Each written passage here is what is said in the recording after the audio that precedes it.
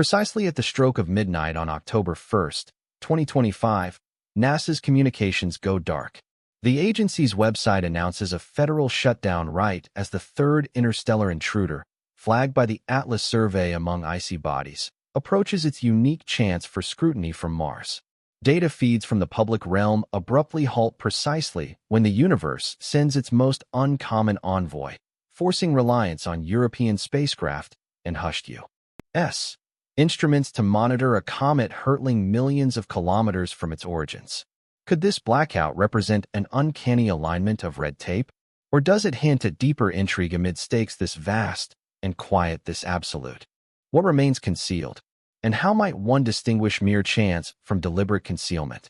The timer is ticking, and the evidence will soon face scrutiny. An uncommon traveler from outside our solar system won't pause for earthly schedules. In the early morning dimness of October, while the planet's premier space organization stays mute, a piece of stellar wreckage from another system's cloud arcs across Mars' path.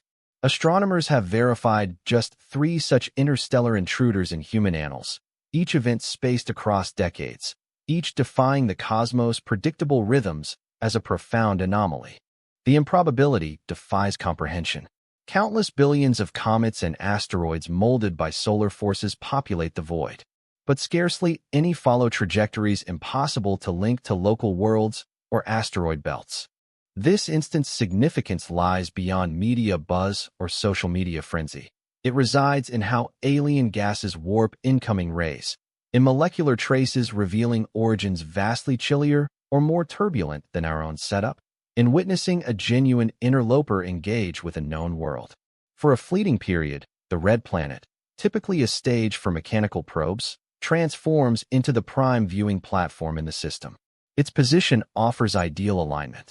The intruder's route grazes within 30 million kilometers, near enough for satellites to detect faint variations in luminosity, hue, velocity, yet distant enough to spare equipment from harm. Global researchers grasp the gravity at play. Prior interstellar arrivals, Oumuamua in 2017, 2I/Borisov in 2019, sparked far more enigmas than resolutions. Oumuamua vanished into obscurity before consensus emerged on its form or essence. Borisov, seemingly more typical, nonetheless upended traditional comet frameworks through its makeup and pace. With this latest prospect, the prospect to contrast, validate, and upend established ideas draws tantalizingly close. The time frame is excruciatingly narrow. The Mars viewing slot lasts a mere 7 days, peaking at closest passage on October 3rd. Beyond that, the comet veers sunward, swallowed by solar brilliance, beyond the grasp of even Earth's mightiest scopes. For those studying worlds, forfeiting one evening's data can undo months of preparation. An overlooked spectral reading, a break in illumination patterns, a botched alignment. Each chips away at breakthrough potential. The implications extend past pure research. In an era of rapid info flow, the lack of agency statements breeds emptiness. Whispers proliferate. Inquiries into withheld knowledge, suppressed truths, and narrative gatekeepers rival the urgency of raw findings. A shutdown's hush isn't mere administrative quirk. It probes the resilience of societal faith in empirical pursuit. The coming week will determine if this exceptional brush becomes a triumph of insight or a saga of overlooked prospects and conjecture. On July 1st, 2025, a fresh anomaly surfaces in the evening scans from Chile's Atlas telescope array. Preliminary orbital computations, drawn from initial sightings, fail to loop back neatly. Each successive reading pulls the arc ever wider from solar influence, suggesting an entrant unbound by planetary tethers. During the ensuing 3 months, facilities worldwide contribute observations, coordinates in right ascension and declination, brightness metrics, until the course solidifies. The outcome, a hyperbolic trajectory plunging from beyond our stars, aimed at the system's core. From October 1st through 7, the Mars alignment activates. For precisely 1 week, celestial mechanics converge. The interstellar entity glides along a channel merely 30 million kilometers off Mars, roughly 0.19 Australian dollars away. The dusty world, often a quiet base for automated missions, emerges as the solar realm's optimal vantage. Probes in orbit and surface units recalibrate routines, reserving prime imaging times to capture any exotic traits this foreigner displays. The slot is precarious. Overlook it, and such a chance evaporates for generations. On October 3rd, the nearest flyby to Mars unfolds. The entity zips past at minimal separation, appearing as a mere pinpoint glow against the crimson world's backdrop. No optic on the planet or below can discern its core at such remove. Observable, instead, fluctuations in intensity, nuanced tonal alterations, the coma's outline and span, plus any anomalous elemental signatures in its reflected glow. Time is essence. Every capture enriches the expanding catalog of cosmic crossings. October 29th to 30th marks perihelion. The comet curves around the Sun at 1.36 Australian dollars, roughly 204 million kilometers away. From our vantage on Earth, the object vanishes amid the Sun's overwhelming glare. Mars, too, has forfeited its optimal viewing angle. Solely probes situated well beyond the Sun's dazzling interference, such as ESA's JUICE mission near Jupiter, stand a chance of witnessing the height of the outgassing and dynamic phases. Terrestrial observers must now bide their time. From late November through December, the entity emerges anew from the Sun's shadow. Ground telescopes, freed from the solar conjunction's hindrance, rush to relocate it. The light curve analysis picks up again. Spectroscopic instruments probe for residual signs of unusual compositions. Fresh measurements get compared to forecasts, probing for evidence that this interloper defies the patterns set by its two interstellar predecessors. The schedule concludes not via announcement, but through a meticulous inventory. Detection, Mars observation slot, nearest approach, perihelion, return to view. Each timestamp fixed, every range documented, all sightings poised for confirmation. Within the Martian Research Network, personnel and equipment align their duties to the timetable and celestial positions. ESA dispatches its operational directives initially. Mars Express and the ExoMars Trace Gas Orbiter receive assignments for the period, with their principal investigators at ESOC and SDEC adjusting agendas for frequent comet monitoring. The HRSC and CASIS groups upload fresh targeting instructions. Sequences are designed to optimize imaging as 3I/Atlas glides by at 30 million kilometers, a separation that reduces even top-tier optics to basic light detectors. Over at NASA, the Mars Reconnaissance Orbiter's HiRISE and XRISM squads secure final observation slots, their proposals recorded by the program managers, yet shielded by a barrier of regulatory discretion. MAVEN's IUVS unit shifts from planetary atmosphere probes to ultraviolet comet signals, drawing on preset backup protocols. The RedWatch team, NASA's designation for the minimal crew cleared to sustain spacecraft functions, devotes the initial hours of October 1st to validating signals, verifying device status, and double recording all directives. These are the staff who persist on duty amid widespread agency furloughs, their identities omitted from media sessions, but etched into every procedural record. Worldwide, China's Tianwen, One operators at BACC and the UAE's HOPE spacecraft handlers at MBRSC integrate into the effort. HiRISE, CASIS, EUCLAIR, and similar high-detail imagers are slated to capture as many positional and photometric details as data links permit. Approvals channel through national oversight committees. Each imaging attempt risks interference from atmospheric conditions, vehicle condition, and the erratic luminosity of an extrasolar guest. Among amateur stargazers, individuals like Priya Rallo, who first spotlighted Atlas's irregular light variations from her home setup, monitor remotely, forwarding live readings to the Minor Planet Center. Their inputs, while not as refined, bridge omissions from official limitations and underscore that no organization monopolizes the heavens. All participants, ranging from ESA's command overseers to the RedWatch night shift, operate on a slender edge.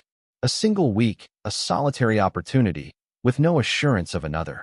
The network spans the planet, the guidelines are rigorous, and the personnel factor, quiet, largely unseen, forms the enduring link across every datum that endures past the communications halt. At exactly 12:01 a.m. on October 1st, The Anti-Deficiency Act enforces its mandate as binding federal regulation, instantly muting NASA's outward communications in one broad stroke.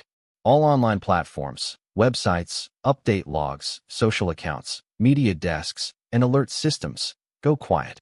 This law, rooted in budgetary controls rather than extraterrestrial concerns, bars government bodies from committing resources past congressional allocations.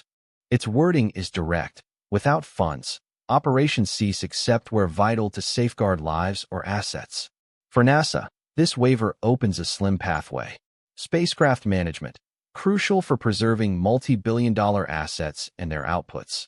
Proceeds uninterrupted, but confined within an impenetrable veil of confidentiality. The Mars Reconnaissance Orbiter, MAVEN, and all other American-led orbiters function at full capacity, transmitting instructions via secure pathways and streaming data to control centers. Beyond those confines, however, the silence is complete. Scores of furlough alerts flood email accounts in the night. Engagement groups, instructional experts, and communication staff lose system access, legally barred from issuing even a basic notice. The Red Watch personnel, deemed exempt, navigate the closure via detailed emergency outlines. Shifts get chronicled, transitions certified, activities cataloged. The barrier holds firm. Information gets stored, not disseminated. Status verifications occur without disclosure. Routine achievements, alignment maneuvers, sensor adjustments, data transmissions, get noted in the hidden realm of internal records, shielded from public view. Operations persist without interruption. The agency's main site displays a blunt announcement. NASA is shuttered amid a funding shortfall from the federal government. To outsiders, the impact hits hard and absolute. No fresh visuals, no media sessions, no real-time insights as a visitor from beyond our solar system schemes by the Red Planet. This quiet isn't a technical fault or a calculated cover-up. Rather, it's the straightforward result of regulatory rules triggered by the closure procedures, which sharply separate the nuts and bolts of celestial exploration from the accounts shared with the world.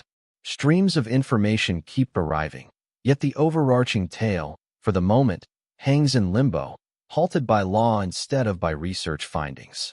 Over the course of 7 days, the planet's most advanced orbital observatories turn into mere light detectors focused on one indistinct spot. All resources, Europe's Mars Express, the ExoMars Trace Gas Orbiter, America's MRO and MAVEN probes, China's Tianwen-1 orbiter, and the UAE's HOPE mission, operate under preset guidelines, recording positional measurements, wide-spectrum brightness readings, and, should fortune smile, a subtle hint of vapor in the surrounding haze. The core body stays concealed, too tiny to fill even a single pixel, regardless of observation duration. Returning results include profiles of light variation, intensity fluctuating with the interloper's rotation, hue information suggesting frozen water or fine particles, and spectral analyses seeking the subtlest markers of carbon compounds, H2O, or perhaps something more exotic. Every reading stands alone as an isolated datum, destined to weave into a cohesive account only once the information embargo ends.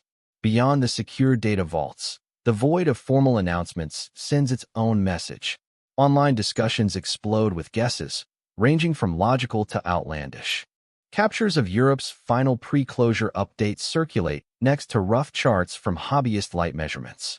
Hashtags like hashtag Mars Opportunity, hashtag Shutdown Eclipse, hashtag Interloper Alert, and debates over whether it's truly the third interstellar intruder or something else proliferate amid the lack of clarity.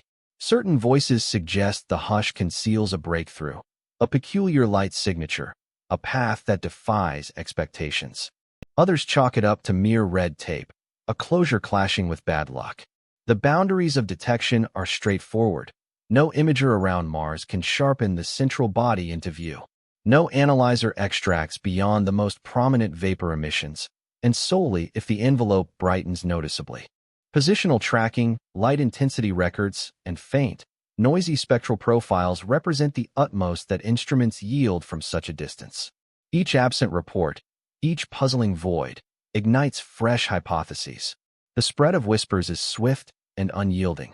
One vague online entry can ignite a cascade of responses, each drifting farther from the documented truths in operational files. As days drag by, the database swells with unprocessed figures, while the external discourse molds around doubt. The upcoming stage, distinguishing genuine oddity from fabricated tales, hinges on the durability of these pieces once the restriction lifts and the full records surface. 6 potential accounts vie to explain the events as the Mars observation period ended in quiet. The leading one, and overwhelmingly the simplest, points to administrative happenstance, a fiscal halt dictated by budget cycles, not stellar occurrences, overlapping an uncommon yet routine flyby. Another attributes it to space weather, a surge in solar particles or an oddity in the Martian air layer disrupting signals, creating an illusion of incomplete monitoring. A third ventures into the improbable, an exceptionally dense or metallic core, the sort that might illuminate a light profile or warp a path unlike any solar system native. The fourth invokes secret funding streams, implying parallel research efforts documented in restricted zones beyond civilian access. Fifth proposes interference from an unknown external entity, employing tech surpassing any established organizations, though utterly unsupported and unprecedented. The final, most audacious possibility, a manufactured probe, something constructed rather than formed naturally, traversing our system veiled in a cloak of grit and frost. Progressing through this lineup requires escalating evidence, documentation, and scrutiny. The verification roster prioritizes verification over debate. Begin with the Minor Planet Center's trajectory revisions, hyperbolic path details, orbital stretch, and speed listed openly. Europe's Mars Express and ExoMars TGO releases, including unprocessed photos, light analyses, alignment records, and imaging durations, all stored in the Science Repository. America's recovery files post-reopening, detailing each directive, each transmission received, each interval accounted for in the operational diaries. Ground observatories post-passage brightness graphs and light profiles, validated against forecasts. Uniformity among groups, from Mars-based, Earthbound, to Jovian assets, indicates a standard hyperbolic path, typical comet-like emissions, and absent unexpected shifts. A definitive clue might emerge as a speed shift anomaly, an uncooperative orbit, or chemical traces clashing with established knowledge. Lesser indicators rate as interference, not revelation. The threshold for irregularity remains rigorous. Unified speed or path irregularities, unfamiliar light emissions, or datasets irreconcilable between separate watchers. Whatever endures this trial shifts from conjecture the remaining issues, such as interruptions in the brightness profile, absent photographs, and unclear spectral readings, represent typical challenges from an observation effort pushed to its limits, rather than signs of deliberate withholding. Ultimately, the full dataset, once disclosed, will determine the true narrative. During that week-long communication pause, ground-based resources on Mars, including the ESA's Mars Express and ExoMars probes, pressed on with their work, whereas NASA's spacecraft stayed active yet mute due to regulatory requirements. Nothing substantial surfaced indicating tampering outside the established pause procedures.